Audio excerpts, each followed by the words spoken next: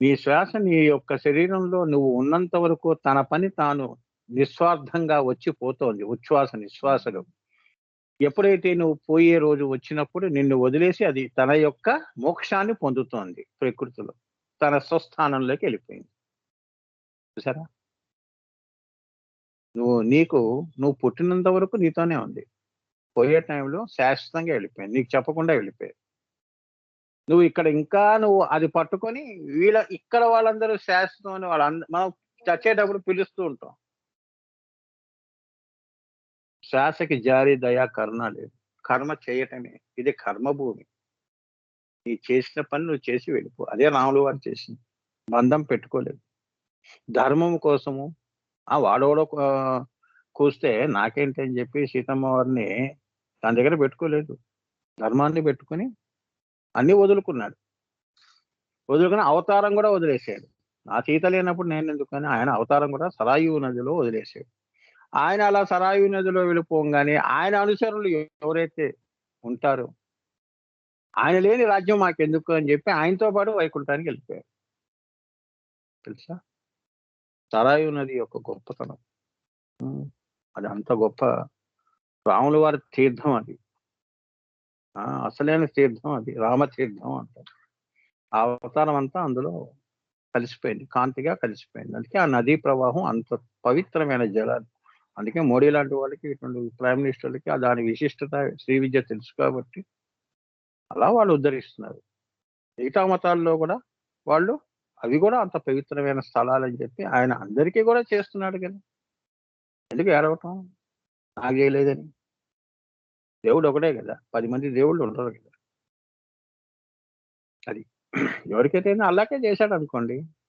మీకు చేస్తే మేము ఈశ్వర పోలే వాళ్ళు బతకాలి, మనము బతకాలి. ఈ సృష్టి అందరిది. ఈ ఈ భూభాగం నీది, ఆ భూభాగం నాది, మా మతం వేరు. ఇవన్నీ ఎందుకు ఈ విభాగాలు మనలో? ప్రేమను పంచుకుందాం రండి. అందరం కలిసికట్టుగా ఉందాం.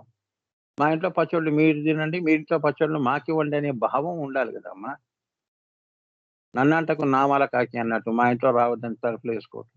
ఎందుకు ఈ బతుకులు అని అదే ఇప్పుడు సర్వేజన సుఖినో భవంతు అంటే శాంతి శాంతి శాంతి అంటే ఇవి పాటిస్తే శాంతి శాంతి శాంతి. ఇది పాటించకపోతే అశాంతి అశాంతి అశాంతి. ఇప్పుడు అదేగా ఒమిక్రానో కరోనానో 2 డోసులు ఇచ్చుకున్నావా, బూస్టర్ డోస్ ఇచ్చుకుంటేనే నువ్వు బతుకుతావు అని ఆ భయాలు. అవునా? సో ఇక్కడికి ఈ నామం పరిసమాప్తం. సో భక్తుల చతుర్విధ పురుషార్థములను ఈమె ఇస్తుంది. చివరకు నిర్వాణ పదమైన పంచదశిని ఇస్తుంది. నిర్వాణ పదం పంచదశి కూడా ఇస్తుంది అని దాని అర్థం. ధర్మ, అర్థ, కామ, మోక్ష. ధర్మ, అర్థ, కామ ఇవి చక్కగా చేయటం. త్రిపద గాయత్రి. కయ్యహీం, అసకహలరీం, సకలహీం ఇవి చక్కగా చేయరా పిచ్చివాడా. జాగ్రత్త, స్వప్న, సుషుప్తుల్లో నువ్వు పుట్టావు కాబట్టి ఈ 3 చక్కగా సమన్వయం చేసుకుని సమతుల్యంలో పెట్టి ధర్మ మార్గంలో నువ్వు వెళ్ళావు అంటే 4వదైన 16వ బీజమైన పంచదశి దాటుతావు. ఆ జీవన్ముక్త అనేది ఆజ్ఞాచక్రంలోకి వస్తే నువ్వు జీవన్ముక్తుడు అవుతావు అని.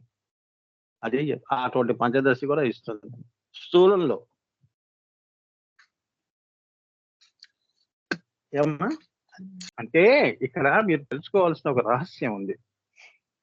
అందరూ యోగము, ధ్యానము, భక్తిగా ఉండడం అవి చేసుకుంటేనే అమ్మ దర్శనం ఇస్తుంది, మనకి ముక్తి ఇస్తుంది అని కాదు. ఇక్కడ ఒక సూక్ష్మమైన రహస్యం దాచింది అమ్మవారి నామంలో. అది చెప్పమంటుంది.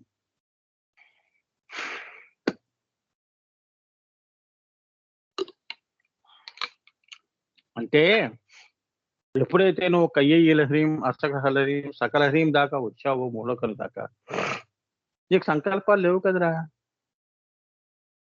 అవునా? జాగ్రత్తలో లేదు, స్వప్నంలో లేదు, సుషుప్తిలో లేదు, తుర్యంలోకి వచ్చేసావు.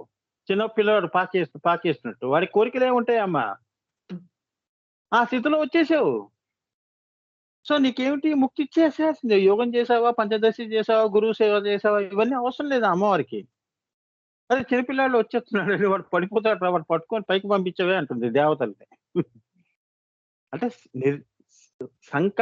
సంకల్పరహితమైనది స్థితి.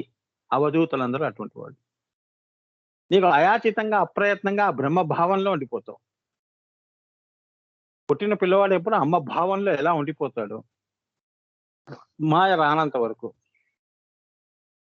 అలా పసితనముతో అమాయకత్వమైన భక్తితో కూడా భక్త కన్నప్పలా కూడా నువ్వు డైరెక్ట్ గా జీవన్ముక్తి పొందగలుగుతావురా వెధవా అని.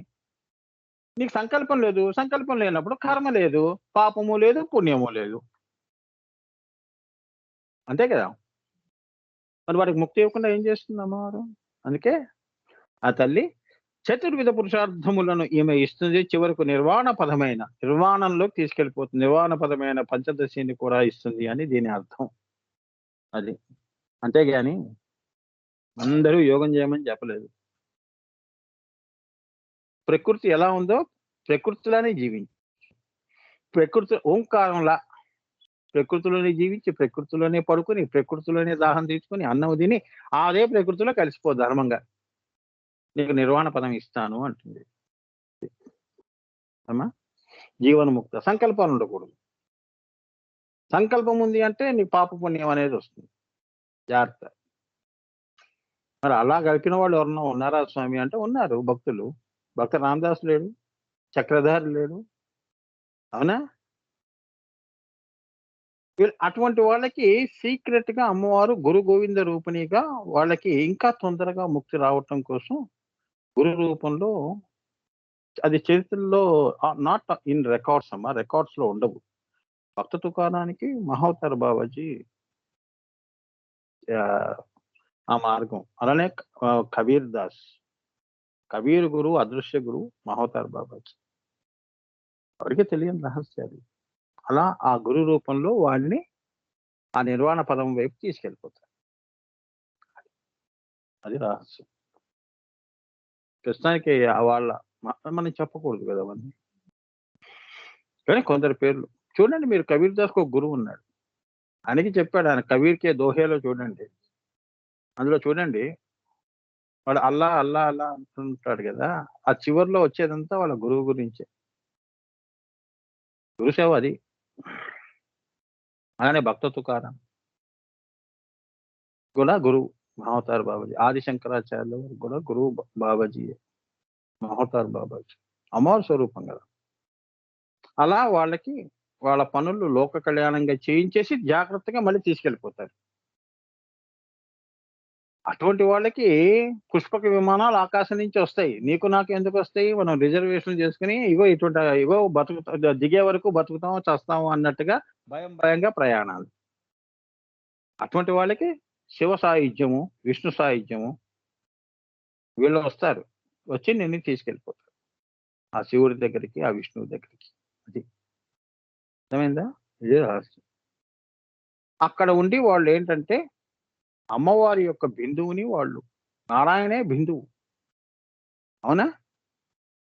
వైష్ణవి శక్తిని ఆరాధన చేసి మళ్ళీ విష్ణువుతో పాటు ఈ ప్రళయం, మహాప్రళయంలో వీళ్ళందరూ వైకుంఠం అంతా మళ్ళీ బిందువులోకి వెళ్ళిపోతుంది, పరాశూన్యంలోకి.